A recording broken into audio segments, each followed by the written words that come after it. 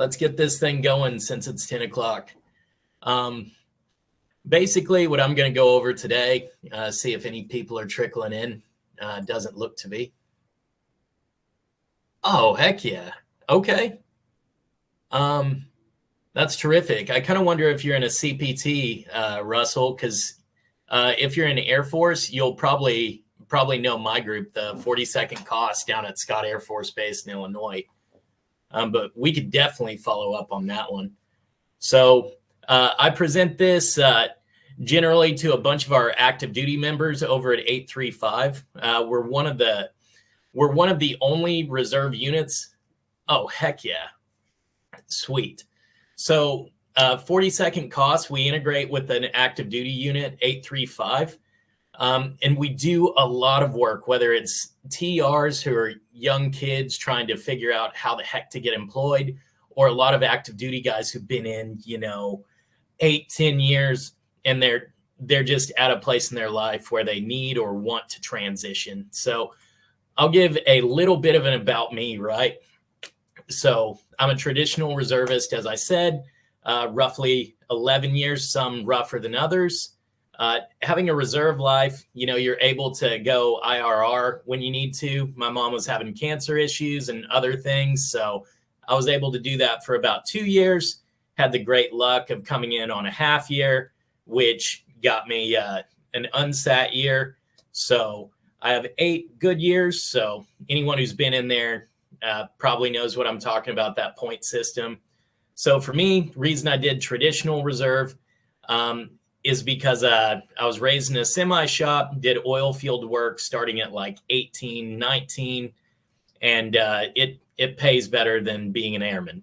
So yeah, so I would do, as a remote network specialist, I do SATCOM work. I'd pull a satellite out, set up your point, your inclination, your azimuth, your polarization, set up a modem to feed that down, and basically create a whole wireless infrastructure there on small areas. And I did that for about 3 years. SCADA controls, I did measurement while drilling, which basically means I made 3D graphs for people drilling downhole so they didn't go over people's land markers and stuff like that and get companies sued. And I also did a lot of it's called electric submersible pumps. Basically, I'd program 400 horsepower sump pumps to go down in a well that didn't naturally produce. And when they were done, I would tear them apart and tell engineers why or, what happened to that string to make it damaged. So in 2016, thereabouts, probably remember for some of us who are a bit older. I see you're an SEL, so you're probably a bit older. Oil field tanked, went from like 120 a barrel to about 30. So I had to find a new job. So I still did building automation, electrical programming, and I didn't realize that would soon transition to people needing cybersecurity for that. So had a really great career being able to take all my cyber knowledge up to that point and become a security engineer out of that. And from there, it's just been on the up and up. So I'll continue. So what we're going to cover, right? Things you need to consider for employment going into the reserve/guard, making your strategies on your way out or, on your way in, deployment considerations, which we are all tracking to a certain degree, but they are very different in the Guard and Reserve. There are a lot more factors than just, getting out there. And effective communication for your career, because you'll have 2 or maybe 3, depending on how you're doing this. So I'll carry on. So we're going to go over employment considerations. So when we're looking at this and checking out our strategy, when you're getting out, you're trying to think, what are the 2 things to consider when going over employment, right? So for me, I love benefits backed. Basically means when I get deployed, Many companies offer 6 months or more pay differential on orders. If I get deployed and I'm paid a lot higher than when I'm taking my enlisted orders, that covers the difference, and that could be monumental. I have some friends who lose 30 grand over the span of 6 months while they're on orders. So that's not good at all. And I have been benefits backed, for my 2 years, 2.5 years worth of deployment orders. And I have seen other people that aren't, who didn't strategize, and they ended up in some hairy situations.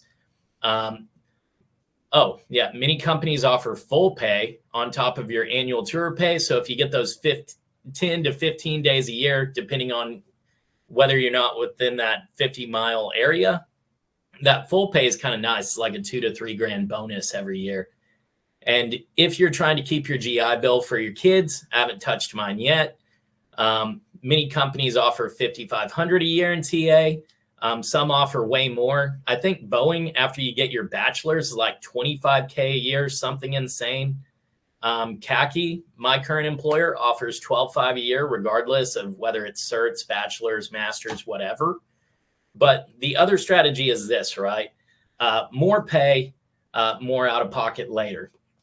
So a lot of companies don't have good bennies. In cybersecurity, especially in cleared work, you have tons of smaller companies that, since your total comp from benefits is lower, your total salary goes up. And it's just because they can't afford to offer you certain things. So they just give you a bunch of salary, which is great because you're maintaining your health.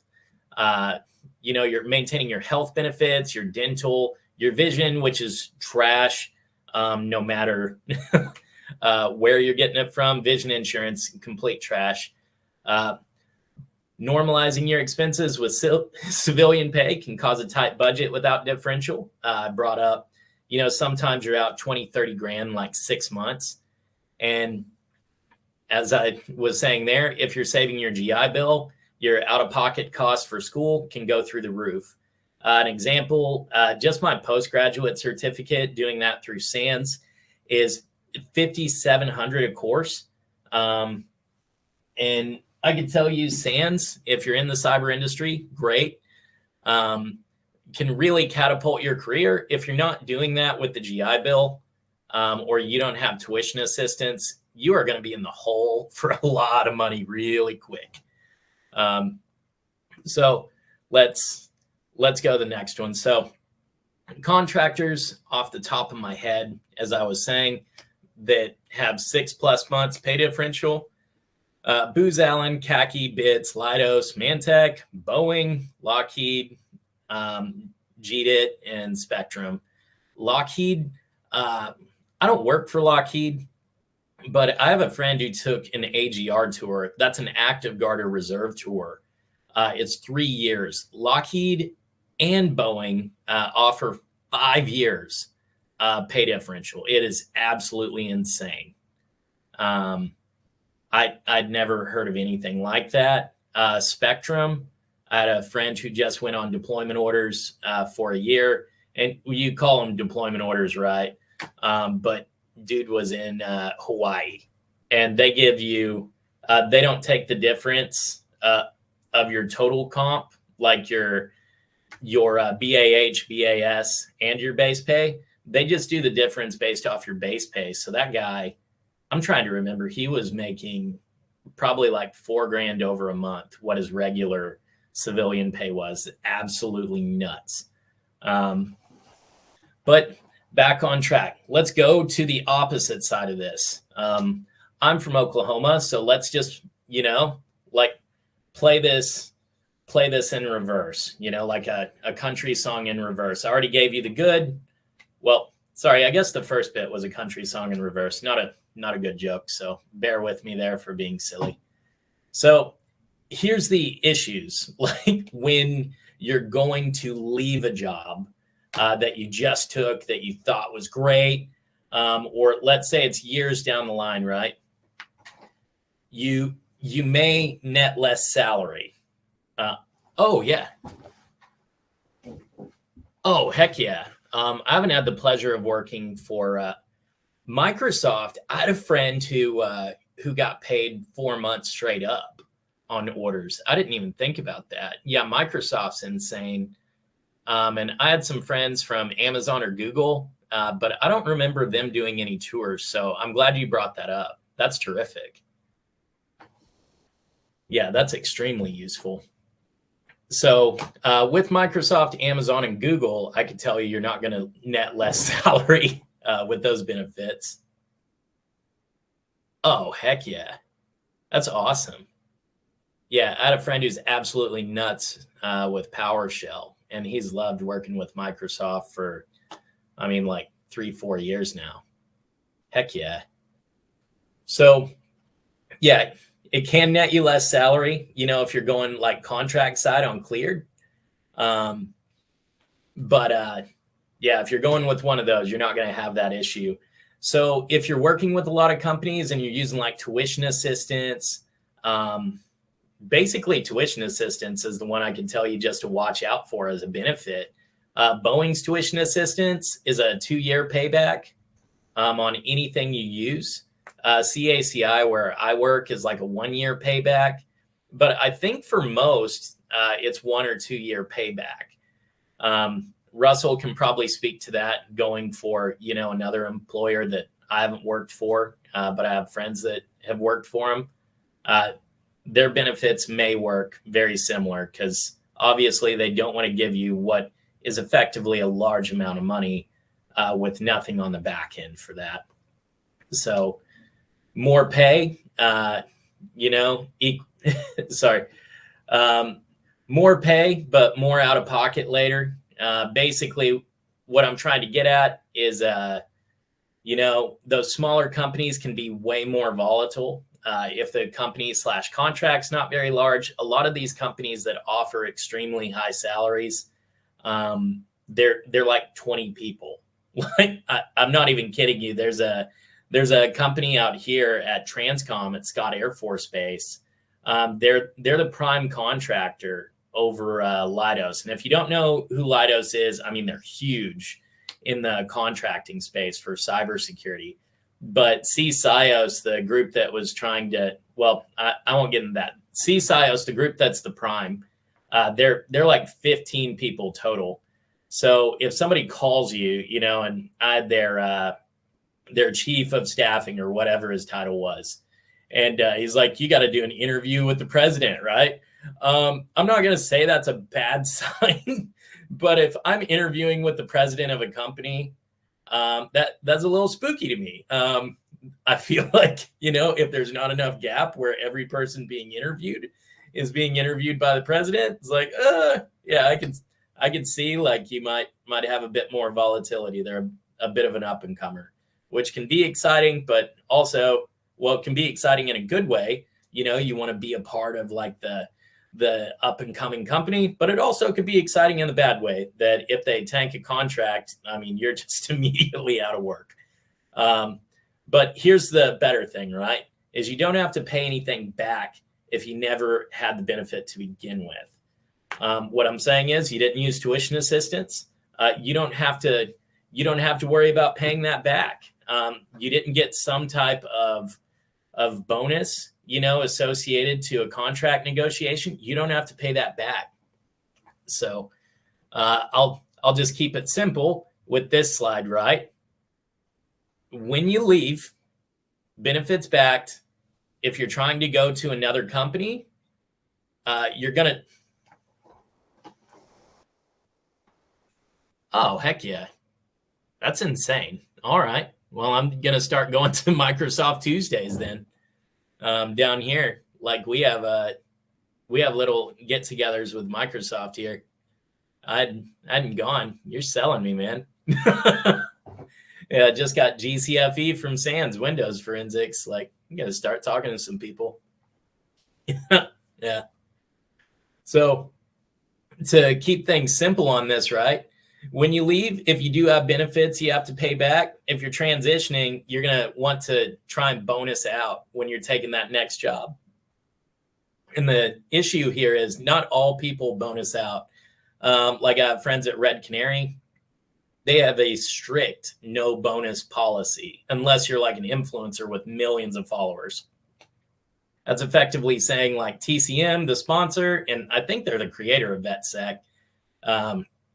If you're a Heath Adams, if you're a John Hammond, like those are the type of guys that get bonuses to.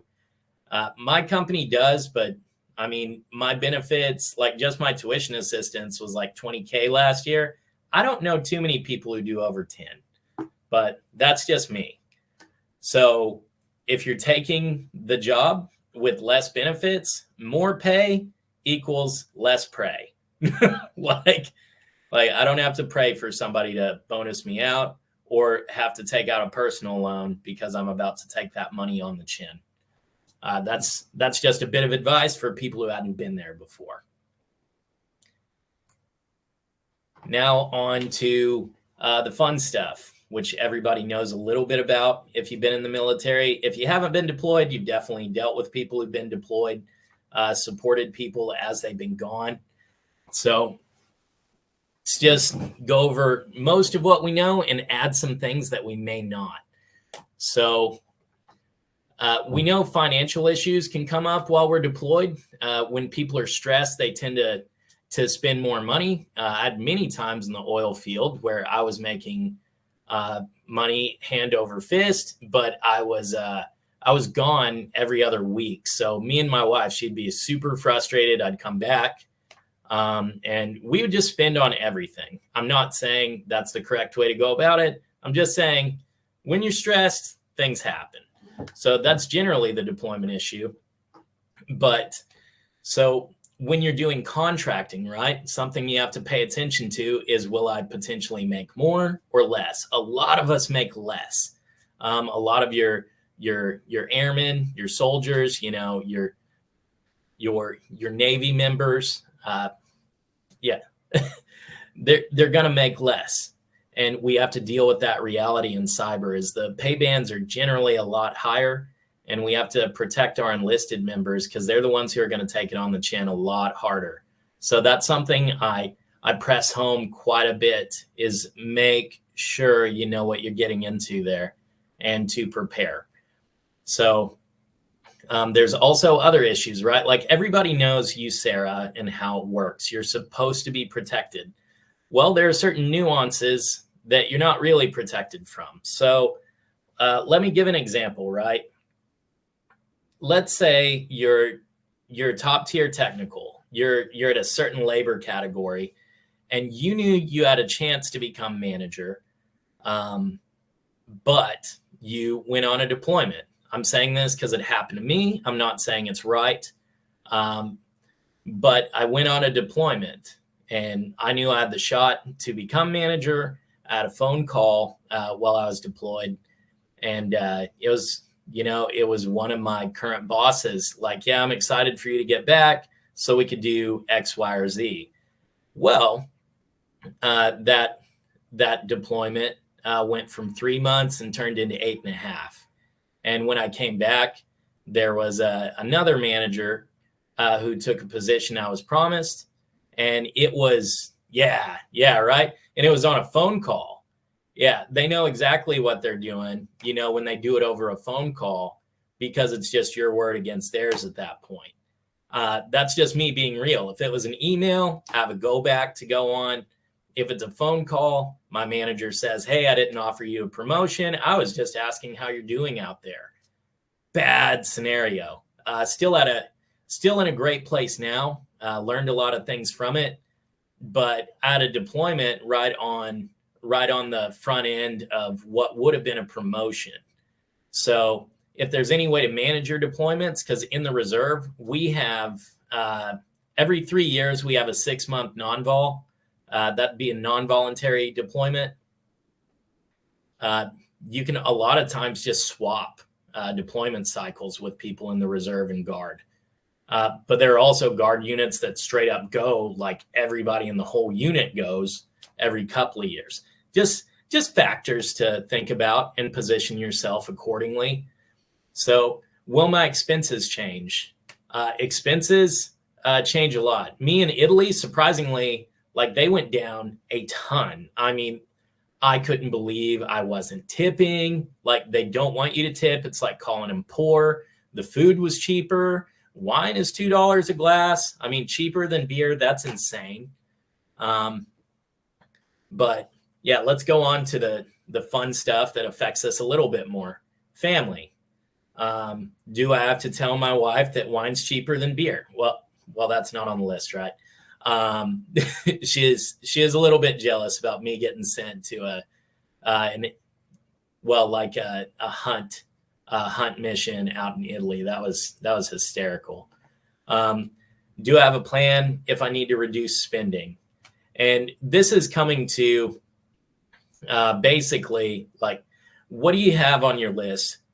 Do you need to pay off a car? Do you need to reduce things from certain areas? One thing we had, if I was going out on a deployment or somewhere else, we would just make it almost like a game, right? Like, I'm going to diet. And what that means is we're going to cut our eating out budget by like $200 a month. Stuff like that, you can make it kind of a benefits filled way of like helping your spouse, helping yourself, do a little bit of betterment. That way you can get in a routine of bettering yourself, as opposed to a routine of focusing on the separation aspect of things. That's something that's helped me be a bit more successful managing my finances. And it's helped a lot of others, especially younger individuals. So will I have care in place if I'm required to leave on short notice? So for most of you who've been active duty, you've got this in mind, but there are just different issues you run into being on a CPT with the reserve or guard. Our guys, I think it's probably like a quarter of our unit is actually geographically separated. They fly in once a month. We have guys from Nebraska. We have people from South Texas and Houston flying in to Illinois, a bunch of people from Virginia, because they'll pay for the travel. You got a skill set, they're going to pay for that. So that's one thing to pay attention to. If you get put on orders for 6 months, are you taking the family? If you're not taking the family, what are you going to have in place there? And that's a real tough one when you're not even getting deployed, right? You're just going active at a base, and it still feels like a deployment because all your family is just way across the United States. So that's something where you're trying to figure out, like, oh, reserve guard, it's easy. Well, it can be, but you got to have a plan. If you don't have a plan, it's going to be tough, especially if you're going once a month, trying to get your flights and all that other stuff and your annual tour. And you have 3 kids like me. I have to be extremely planned. Otherwise, my life would be even more of a mess than it already is.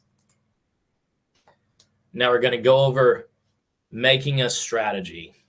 This is important for anybody you're running into to be successful in the future. So pre-order strategy, what I do, personal, prepping family, that big thing. If you're alone, cool, not much to do there, right? Going through the what ifs. What if I have a medical emergency? I generally take care of all that. What if I have a financial emergency and I'm out? Do you have a power of attorney? Big deal. Planning a real break. Most people know to do that before or after or both on a deployment. That's a big deal because your work wants you back as quick as possible.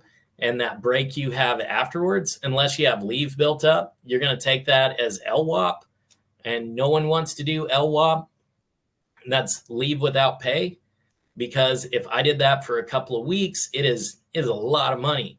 So I try and build my company leave up and my military leave and try and stack that the best I can. So you also just have to find something to work towards, whether it's education, fitness, or et cetera, something I brought up. If you're not working towards something, a lot of times you're just going to work against your pocketbooks. You're going to find something to spend your time on. You're going to find something to put your focus into in all those gaps you have throughout the day. People get bored. you spend a lot of money. If you can focus, and drive some of that boredom somewhere. The last time I went out, I got GCIH from SANS because I knew it was an IAT3. I knew it was a part of my post-grad, and it really helped me with my career path. Fitness, I'm not really good at doing check marks there. I can pass my PT test. People know what's up. You got 3 kids, like your fitness is I can, fit in this. Like that's what I can do. If I get too much bigger, I know I got to lose weight. I'm not going to say never, right? But I'm not the guy who's going to be like your bodybuilder S type of guy. I just don't have enough focus for that right now. So work, trying to understand your schedule on orders. This is twofold, right? So me being funny enough, I was an incident response lead, and I got put over our advanced cyber analytics department, which basically that's our signatures, our building out our automated response things. Is literally like a week ago. But the last time I was on orders, my company asked my colonel if I could have a signature on 20 hours a week. And just to let you know, while you're out there, I was halfway across the world allowed to VPN for 20 hours a week and still do my job. So if you can overlap that, I'm not saying you should, but if you can overlap that, if it's beneficial to both parties and doesn't drive you insane, try to figure that out. Maybe you don't need pay diff. Maybe your unit is really flexible with both. And the thing that you'll deal with as far as the unit is if mission is the forefront, if it ever feels like a conflict with mission, then it's over. That's pretty much the deal every time. So for your civilian group, give your company as big of a lead time on your orders as possible if you plan to stay. If you don't plan to stay, or if it's bad news bears, I'm not going to tell you not to give them a heads up. But if you feel like you're potentially on the chopping block or something, do what you got to do. We got to plan on how to survive. If you don't have benefits, like the pay diff or whatever, just make your own strategy there as far as how you plan to deal with that.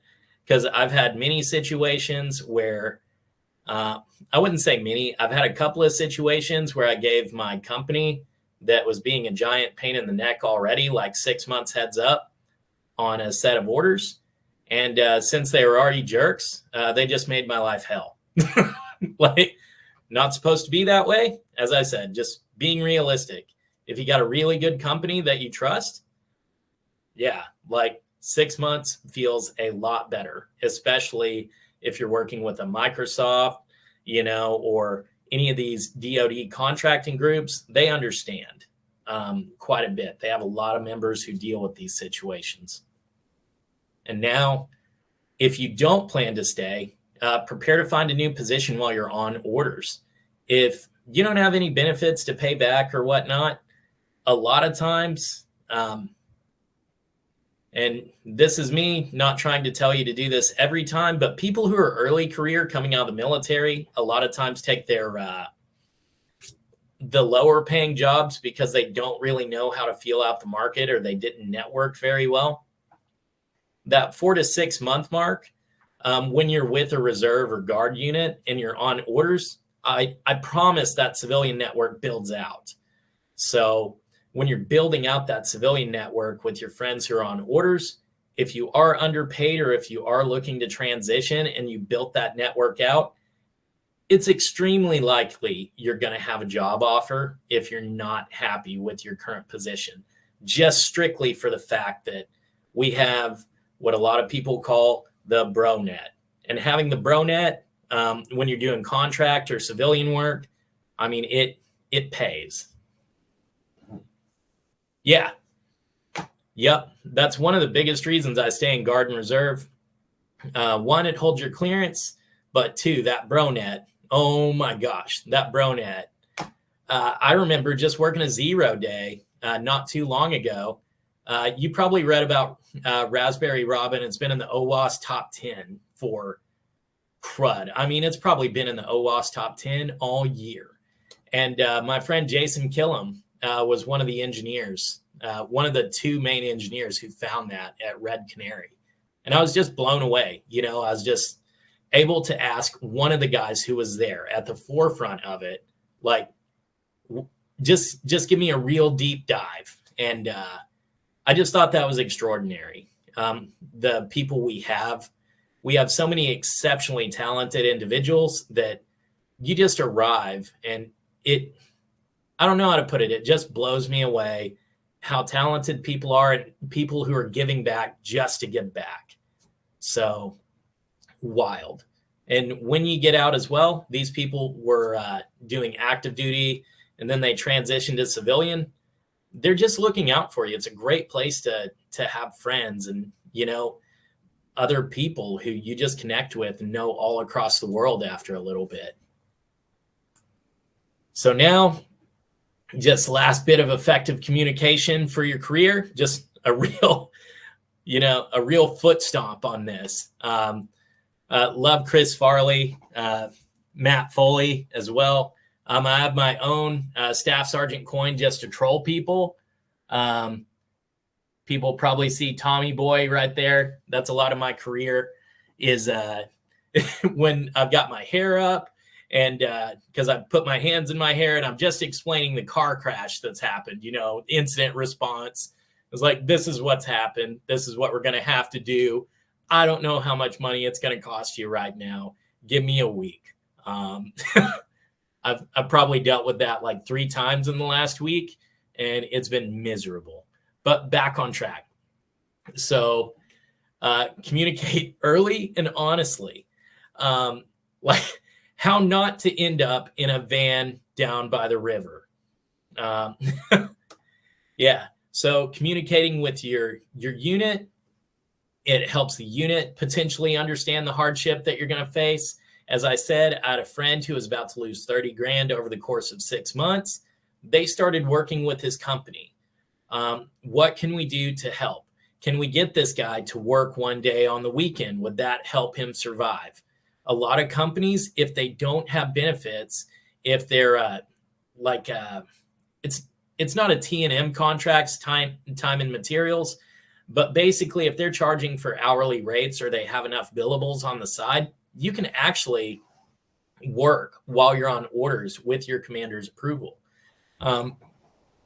It helps your civilian work not get blindsided. For me, going from being an incident response lead to being gone, we had to communicate early.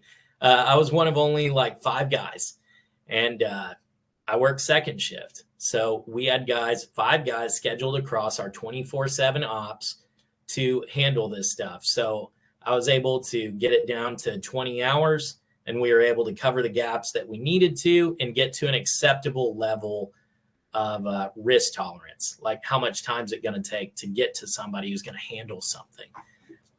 Helps people not hate you.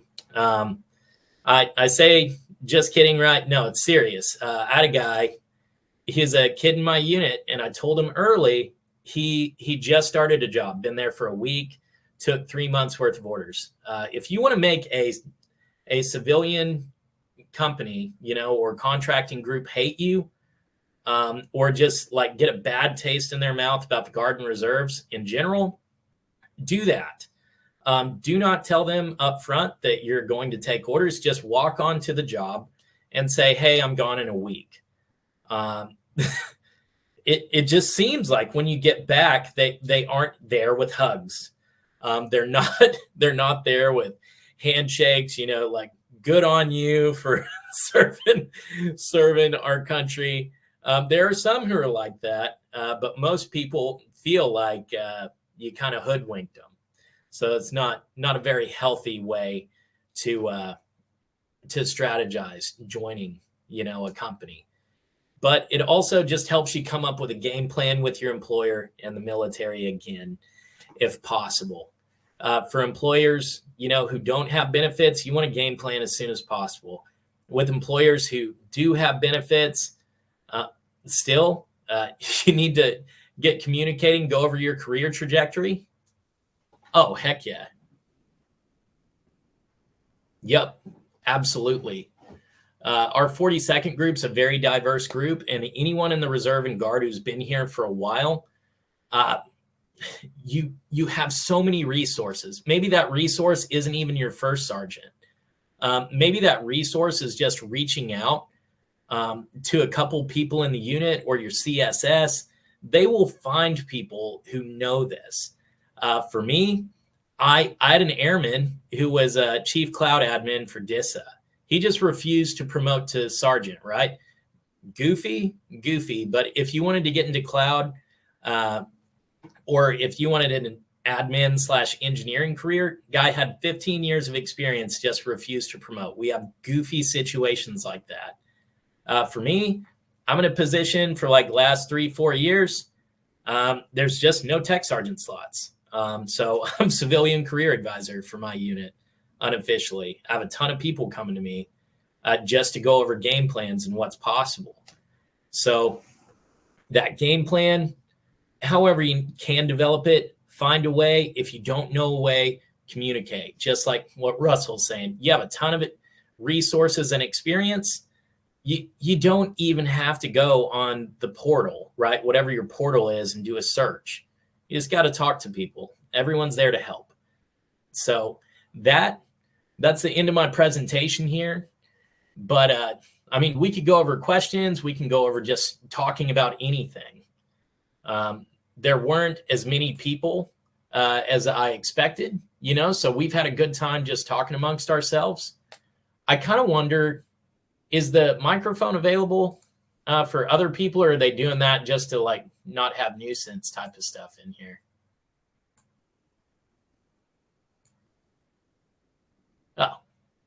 Oh, heck yeah. I see one of my friends from work, Chris, is in here. Yeah, he's a guardsman too.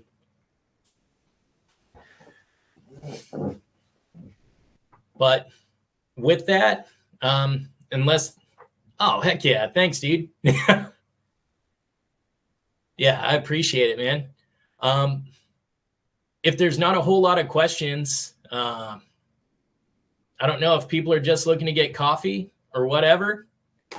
But that's all I've got for today. And Russell, I know you're an SEL. If you would like this PowerPoint presentation, just add me on LinkedIn or wherever, and I'm more than happy to provide that. Yeah, whatever you guys need. So, oh, heck yeah. Awesome. Maybe I can find you on LinkedIn. We're probably somewhere on here. Let's see. I think I put my information on, where is that? I think I put my information in my profile, but I never know how easy that is to like just grab for everybody. Yep. Turns out, Russell, there are a lot of Russell McDonald's out there. So hold on. Okay, there we go. If you do find me, you can add me on LinkedIn.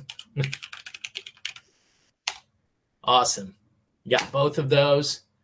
But it's been a terrific time today. I'm thankful you guys showed up. And yeah, I hope you have a great rest of your weekend. Okay. Yep. So yeah.